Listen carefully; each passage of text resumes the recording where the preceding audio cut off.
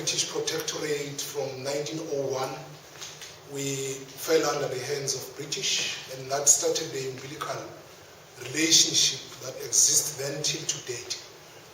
And the Swazi state is generally modeled around the British monarchy, which is why Britain remains very critical for us going forward. And also, it's a country that is run by a traditional aristocracy that does not respect human rights. As such, from 1973, political parties were banned. Any free political activity is not allowed. You are free to speak in as far as it pleases His Majesty. If what you say does not necessarily sit well with His Majesty, the 1938 Subversive Act gets active. The 1963 Public Order Act immediately gets active. The 2008 Suppression of Terrorism Act quickly gets alive. And many of us have been victims of that. That generally crystallizes a very hostile political environment for activists, civil society players, and anyone who think and dream of democracy in Swaziland. That has been the situation, that is the situation to date as we speak. Notwithstanding that we are from elections, an issue I will deal with very briefly at some stage. We currently have a judicial crisis I've already hinted on. If I were to make an example program director and delegates, in 2005 you had the Constitution Act number 3 of 2005, which one of its articles says, 5 years after this constitution, the Chief Justice of Swaziland should be a Swazi. Today it's 2013. The Chief Justice of Swaziland is a Lesotho national by the name of Chief. It's called Ramodipe. He runs the show openly and blatantly against the constitutional requirement. That spells a judicial crisis. But because it suits His Majesty, it has been so. He's the one who appoints judges, by the way. So as long as he feels the man is okay, why not? He continues. You have a situation where again in the Constitution, there is a section that speaks to the composition and establishment of the Electoral Boundaries Commission, EBC. It says a person who should run that should be to a level of a judge, who must be the head of the EBC. It is run by a chief who holds a diploma in electrician. Nowhere close to the qualifications set by the Constitution, but also is a chief. Much against the Constitution, but because it pleases His Majesty, it is so. Like in the Bible, let there be water, and there was water. Let there be sun, there was sun. That's how supreme and beyond human comprehension His Majesty in Swaziland still reigns. Your monarchy here is powerless, it's nothing. Can't do the same. But with us, we still have that one. When he speaks, what he says is law. What he says is divine. What he says is what is right. We continue to have that situation culminating itself into a serious judicial crisis. Then which investors must take us serious? But not because of investors. Why should people, how that society is going to develop if law becomes law only if it suits His Majesty? If it does not suit His Majesty, it becomes paper in the cabin. The whims and caprices of the human being become what will determine what will happen. You continue to have an economic crisis. Many of you could have surely been alive to the 2011 crisis wherein salaries each month, no one was sure if teachers and civil servants and the likes were going to have their salaries. Unfortunately, it has not necessarily recovered. It is in a situation what we would call critical but stable, but does not necessarily mean things have been resolved. We have luckily survived because of the SACU receipts, the Southern African Customs receipts from the economic community bloc in the region. That has been giving a huge, more than 60% of our budget is realized from that arrangement. South Africa has been arguing for a formula, the calculation formula, and it seems in the next 2 years there will be a change. Swaziland may no longer get the 60%. It may actually get way less than 20%. Then that's when the crisis will come back. It will come back in the most unbelievable form. And the question is, who will get affected the most? It is the ordinary man on the streets, whose economy for the past 10 years has religiously been recording a negative economic growth. It currently stands at 1.8. The other time it was 0.9. The other year it was 1.2. Much against SADC recommended threshold of 6%. Swaziland has been religiously recording a worst economic growth for the past 10 years. It's not, we don't need rocket science to understand why that is the case. There has not been any meaningful investor. There has not been any economic, very profound economic activity taking place in that country. Why? It pleases His Majesty. Because His Majesty out of that continues to be the richest, second richest monarchy in Africa. And is arguably one of the richest monarchy in world standard, coming from one of the smallest economies in world standard. We have a social crisis. We have the highest HIV prevalent rate.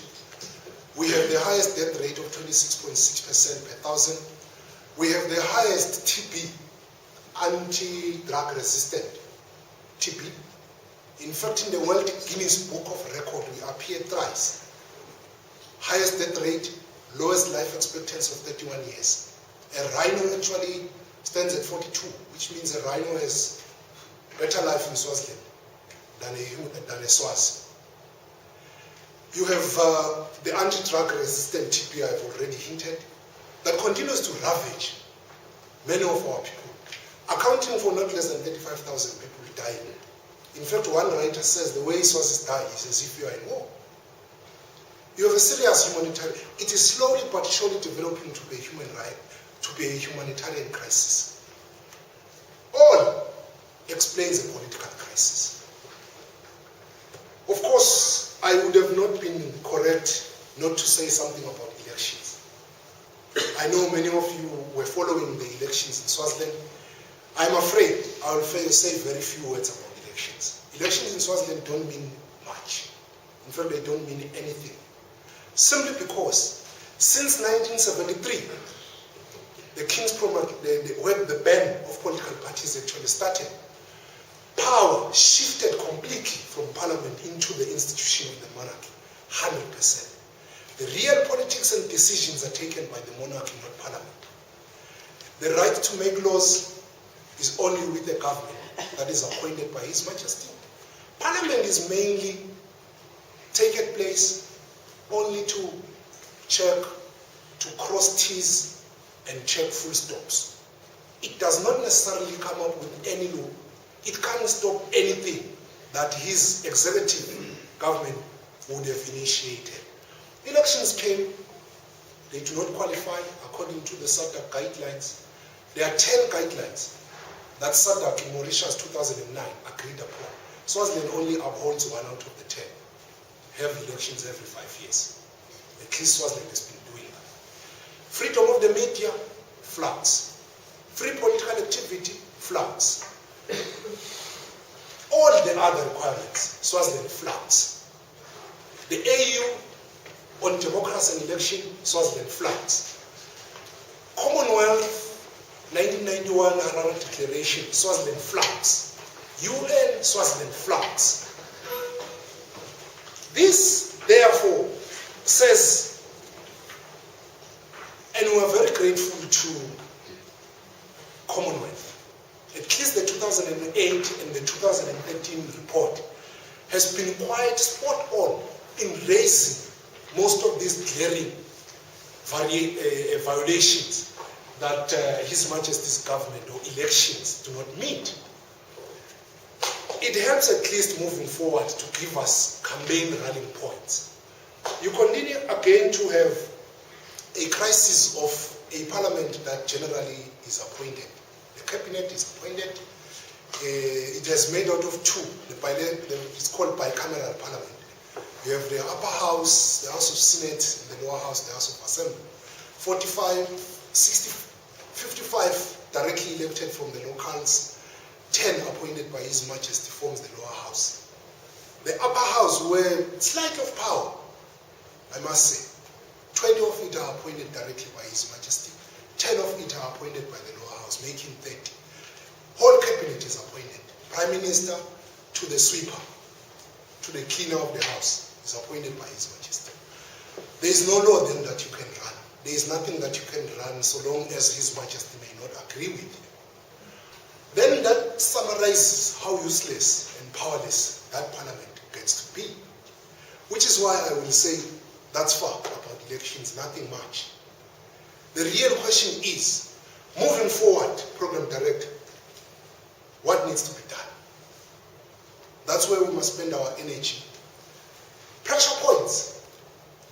We do advise humbly so from the ground that, one, the democracy forces inside Swaziland needs support. Technical support as a driver for an implementation. Skills to be specific. Many of our activists get kicked out of school. In fact, the current scholarship policies puts it clear. If your father or your mother is an activist, you are not going to get scholarship. And you will think I'm dramatizing. It is there. And many of our activists have suffered because of that scholarship. Then how are skills going to be there? First, to run the struggle, but also in a new and a democratic Swaziland, we need qualified people in the various sectors. Avenues and opportunities to pursue that, together we think it will be possible for us to see how we can help Swaziland. Critical mass resources may be needed. We remain grateful to ACTSA for their involvement in the women's struggle. They are coming up with a very good, the Swaziland Rural Women Assembly present a very good opportunity. Capacity, organizational strength, as well as lobbying local and internationally still needs to be done. Internationally, I propose on behalf of the organization that I come from, next year I've been told there will be Commonwealth Games in Glasgow.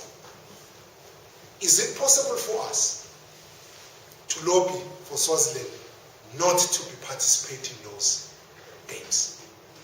Why is that the situation? How do you allow a country that violates the Commonwealth statutes, conventions and treaties? How do you allow a country that whose human rights record, if we were to check with Amnesty International, is not very good, to continue enjoying the same status that democratic states in the region and internationally are enjoying?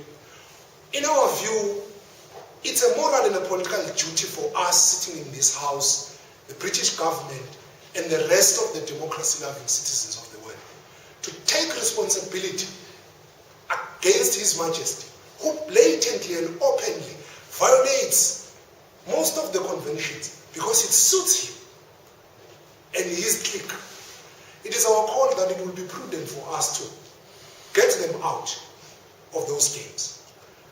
But Britain is strategic. Commonwealth, we are told, many of the multilateral structures under Commonwealth are stationed or officed here in London. Is it possible, Commonwealth, that we mobilize and see how in Commonwealth we can use those structures to hold Swaziland accountable on the human rights record, but also to push for Swaziland's suspension possibly in Commonwealth? I know someone will say, hey, are you not asking too much?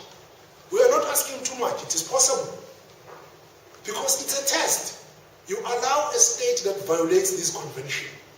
You are closing one eye and act like you don't see that His Majesty's hands are dripping with blood of innocent Swazis who are dying because it suits him and his agenda. We also do hold that Britain is one of the key power brokers in the EU community. And Swaziland does a lot of development aid through the European Union to the sugar belt in Swaziland.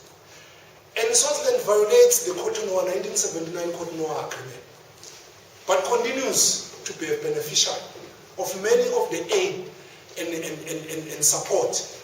The question is, why is Swaziland allowed to get what it does not deserve? It is our humble call that these could be pressure points on which to pressure Swaziland. Of course, Program Director, in the next 2 years, we believe that it would be important that we set up teams, the Swaziland Democracy Campaign, the Swazi Vigil, and many other entities that may still be interested, that are still interested in doing weekly, daily, monthly lobbying, pressure building on the Swazi question. The embassy of Swaziland needs to be petitioned every day if possible.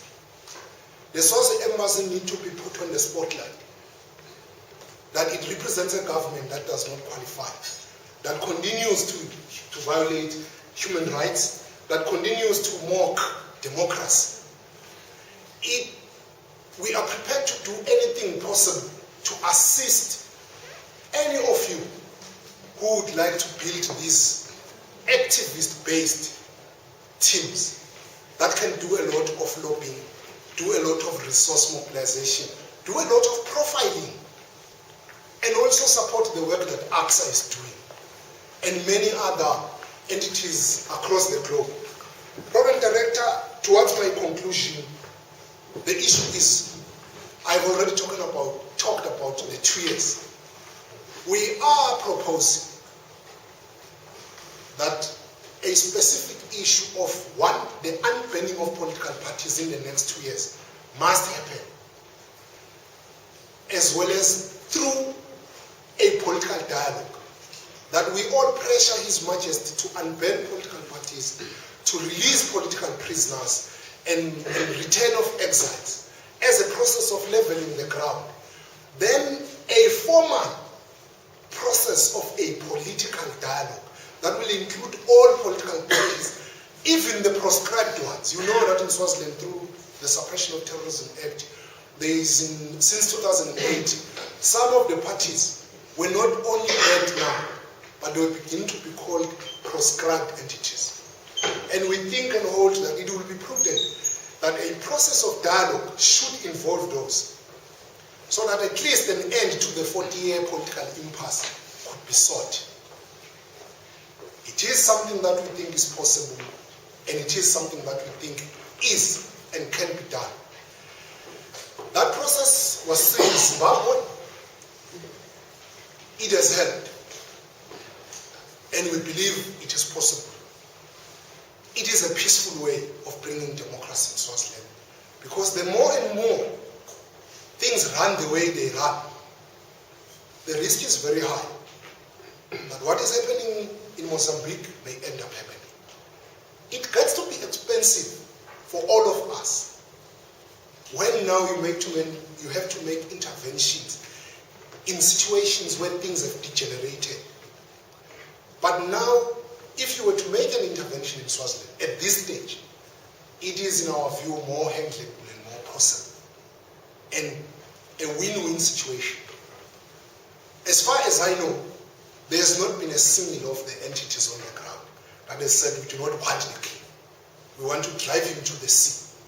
What we have been hearing from most of the pro-democracy players is we want a constitutional monarchy. And the British people can attest to that. You have lived happily with your constitutional monarchy here. The sun has not gone black, or has not we're not going up because the monarchy is no longer the monarchy in its absolute sense. Actually, we have been happy. There have been more progress under a constitutional monarchy in Britain. And we think, not necessarily to copy, but we think many societies have lived like that. And it will be possible for Swaziland to be the scenario as well. But of course, we want to bite on the resources. The monarchy is very expensive. It's actually a liability. If I were to be very explicit, it's a liability to Swazis. We spend most of our resources to entertain the luxury the insatiable and gullible appetite of His Majesty, which seems to be more and more about fun and the nice bag and shoes and cars at the background of a dying nation, whose abject poverty explains as part of the pictures helped us to see. Program Director, I know I can't exhaust talking about Swazi issues. Safe to say, it is possible we'll continue to do our best on the ground, but we need your support. And we are very grateful that you today have invited us here. And we hope this will lay the basis to support the labor, which is banned, the political parties, and all the civil society players, and also see prospects of how to build solidarity with the Zimbabweans, who are equally faced with a serious challenge that faces the rest of us. Program Director, with those few words, I want to thank you. Thank you very much.